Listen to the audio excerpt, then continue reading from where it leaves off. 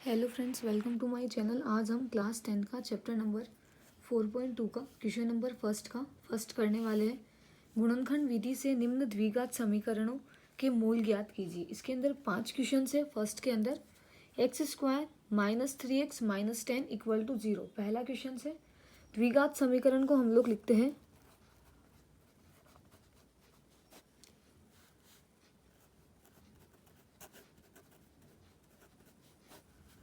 ax² plus bx plus c equal to 0 से। तो इसके टुकड़े करने हैं। सबसे पहले हम लोग a इंटू सी करेंगे। यहाँ से x² के साथ वाली टर्म को a बोलते हैं, तो यहाँ पर 1 होगा। 1 मल्टीप्लाई बाय c का मान यहाँ से -10 है, तो माइनस का 10। 1 इंटू -10 ही होता है। अब हम इसके अभाज्य गुणनखंड करेंगे। 2 की टेबल से 10 गया 5 बार में, फिर 5 की टेबल से गया 1 बार में, 5 एकम 5। अब यहाँ पर इन्हीं से हमें माइनस का 3 बनाना है, या तो ऐड करके या फिर सेपरेट करके। तो 5 माइनस 3 करने पर, 5 माइनस 2 करने पर हमारे पास 3 आ जाएगा। पर हमें माइनस का 3 चाहिए, तो बड़ी वैल्यू माइनस की और छोटी वैल्यू प्लस की। तो माइनस का 5 प्लस का 2, तो माइनस का 3। तो हमारे पास 2 टुकड़े मिल गए हैं। x² माइनस का 5x प्लस का 2x माइनस का 10 इक्वल टू 0। इन दोनों में से स्टार्टिंग दोनों और लास्ट दोनों में से कॉमन निकालने के बाद इन दोनों में से कॉमन आ रहा है x, तो अंदर बचा स्क्वायर है, तो एक x इंटू x² यहाँ से x बाहर ले लिया तो बचा अंदर -5। इन दोनों में से 2 कॉमन लेने पर x माइनस 2 की टेबल में 10 5 टाइम्स में आता है। ये दोनों टर्म हमेशा सेम बननी चाहिए। तो सेम टर्म को एक बार लिखने पर और बाकी बची हुई टर्म को एक साथ लिखने पर इक्वल टू 0। तो x minus 5 equal to 0, x plus 2 equal to 0। Minus का 5 इक्वल टू के उधर गया तो प्लस का 5 और प्लस का 2 इक्वल टू के उधर गया तो माइनस का 2।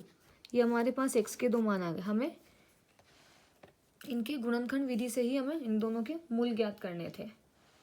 तो हमारे पास 2 मूल आ गए, 5 और -2।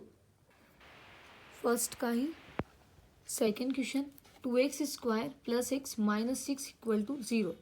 इसके भी टुकड़े करने हैं। तो सबसे पहले यह एक द्विघात समीकरण है, तो द्विघात समीकरण को हम लोग लिख सकते हैं ax² plus bx plus c equal to 0।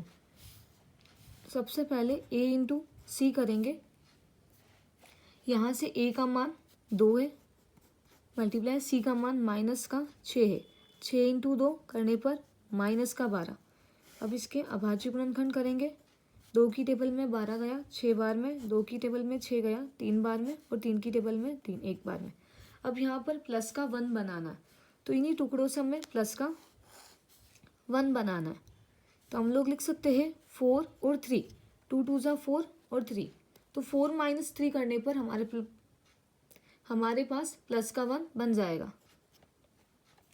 तो 2x² plus 4x minus 3x minus का 6 इक्वल टू 0। इन दोनों में से कॉमन हमारे पास आ रहा है 2x, तो अंदर बचा x प्लस 2। इन दोनों में से हमारे पास माइनस का 3 कॉमन ले लेते, तो यहाँ से माइनस का 3 कॉमन लेने पर तो यहाँ पर x, यहाँ पर प्लस बनाते हैं तो 3 की टेबल में 6 2 टाइम में आता है, तो minus plus minus minus plus minus.